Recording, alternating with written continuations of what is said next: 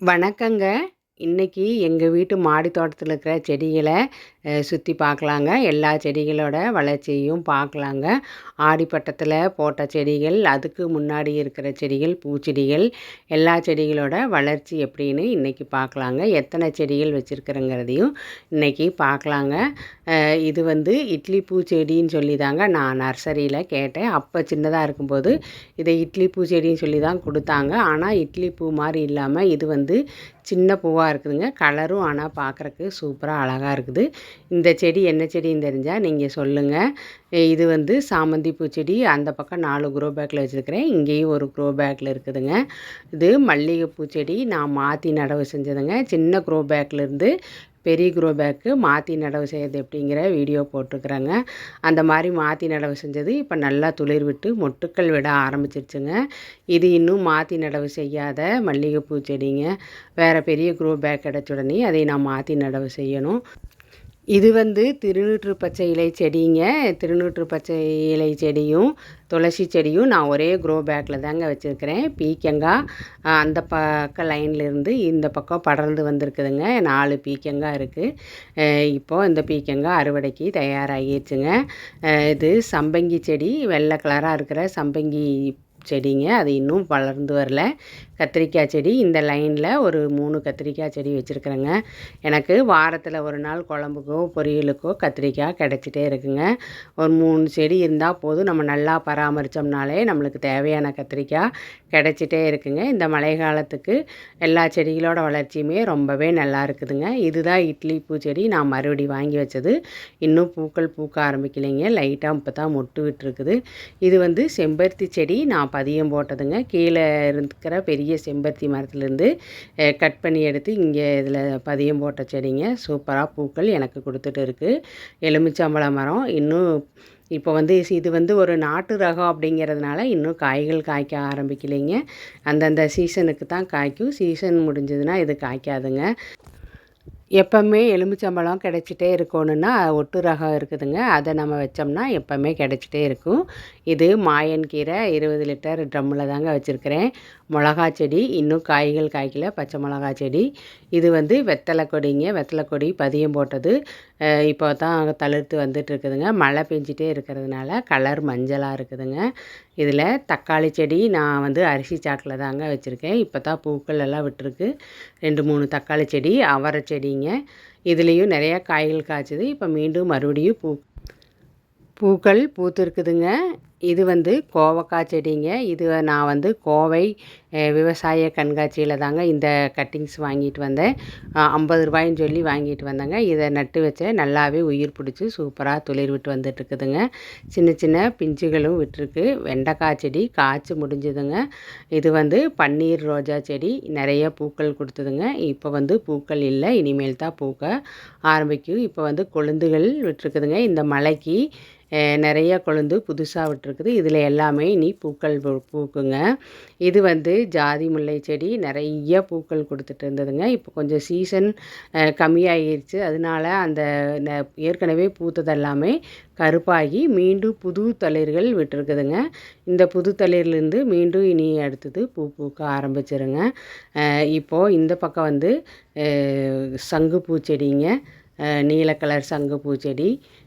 இது வந்து இது ஒரு அழகு செடிங்க. இந்த செடிக்கு எனக்கு பேர் தெரியல. பக்கத்து வீட்டிலேருந்து கொடுத்தாங்க. அதை வாங்கி நான் இதில் வச்சு விட்டுருக்குறேங்க. இது நெகாப்பழ மரங்க. இதுவும் தானாக முளைச்சது தான். ரொம்பவே வளர்த்தியாக போயிடுச்சுங்க.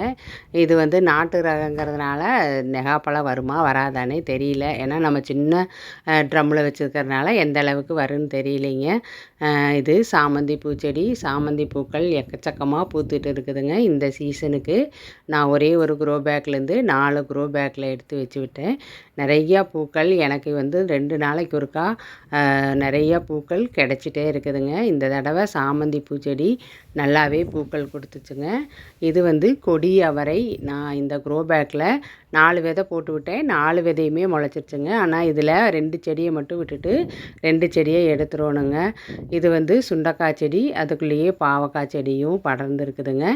இது இங்கே ஒரு கத்திரிக்காய், பச்சை கத்திரிக்காய் நல்லா பார்த்தா பெருசாக தாங்க இருக்குது. ஆனால் பிஞ்சு காய் தான் இது. இதுவும் எனக்கு நிறைய காய்கள் கொடுத்துட்டு இருக்குதுங்க. கத்திரிக்காய் செடி இந்த தடவை பச்சை கத்திரிக்காய் மட்டும்தாங்க என் மாடி தோட்டத்தில் இருக்குது. நான் நீல கத்திரிக்காய் இந்த தடவை நான் வைக்கலைங்க. இது வந்து பெரண்டை செடி. பெரண்டை செடியும் நல்லா இந்த கொடி இருக்குங்காட்டிக்கு படர்ந்து நல்லா உயரமாகவே போயிடுச்சுங்க. பெரண்டை உடம்புக்கு ரொம்ப நல்லது.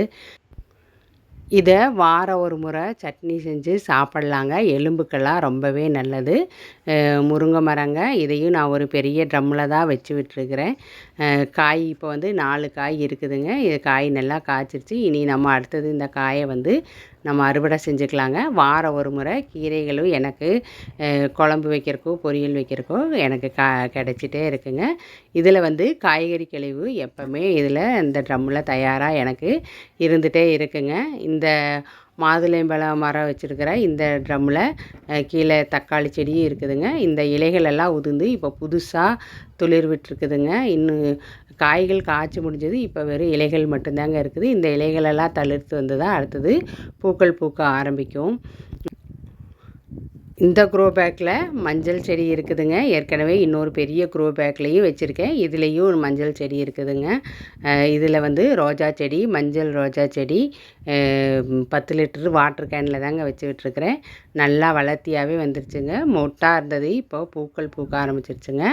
4 பூ சூப்பராக அழகாக பூத்துருச்சுங்க. நம்ம எல்லா செடிகளை பற்றியுமே டீட்டெயிலாக சொல்ல முடியாதுங்க. அப்படி சொல்லிகிட்டு இருந்தோம்னா வீடியோ ரொம்பவே நீளமாக போயிருங்க. அதனால் நான் கொஞ்சம் வேக வேகமாக பேசிக்கிட்டே இருக்கிறேங்க. இது கொய்யா செடி. கொய்யா செடிக்குள்ளேயே கீரை செடிகளும் இருக்குதுங்க. கருவேப்பிலை செடி, கருவேப்பிலை ஒரே ட்ரம்மில் கருவேப்பிலை செடியும் வேப்ப மரமும் முளைச்சிருக்குதுங்க. கருவேப்பிலை எனக்கு டெய்லி ஒரு கொத்து வீட்டுக்கு சமையலுக்கு கிடச்சிருங்க. வேப்ப மரம் அப்படி தான் ரொம்பவே உயரமாக போயிடுச்சுங்க. இது தானாக முளைச்சது தான். நானும் இதை உடச்சி விட்டேன். அது வந்து காயவே இல்லைங்க. மீண்டும் மீண்டும் துளிர் விட்டு வந்துகிட்டே இருக்குது. இது வந்து சிகப்பு பொன்னாங்கண்ணி கீரை. இதுவும் சட்னி அரைச்சிக்கலாங்க. சாப்பாட்டுக்கு இட்லி தோசைக்கு எல்லாத்துக்குமே நல்லா இருக்குங்க. இதுவும் மஞ்சள் செடி தாங்க. நான் வந்து இது பெரிய க்ரோ பேக்கில் ஒரு 6 கிழங்கு வந்து நட்டு விட்டேங்க. அந்த 6 கிழங்குமே நல்லா முளைச்சி இப்போ க்ரோ பேக் நிறைய அடர்த்தியாக முளைச்சிருக்குதுங்க. ஒவ்வொரு கிழங்குலையுமே நிறைய தூர்கள் விட்டு நிறைய எக்கச்சக்கமான செடிகள் முளைச்சிருக்குதுங்க. இது வந்து சிகப்பு ரோஜா செடி. இப்போ தான் முதலாக ஒரு பூ பூத்துருக்குதுங்க. இந்த மழை காலத்தப்போ ரோஜா பூக்கள் செடிகளெல்லாம் வாங்கி நடவு செஞ்சால் சூப்பராக தளிர் விட்டு வந்துடுங்க.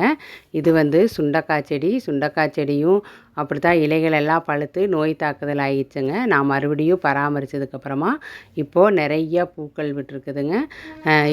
இது ஒரு அழகு செடி தாங்க. இதுக்குள்ளேயே ஒரு சங்குப்பூ செடியும் பூத்துருக்குது. இந்த செடிக்கும் எனக்கு பேர் தெரியலைங்க. இது வந்து மிதிப்பாகல் செடி.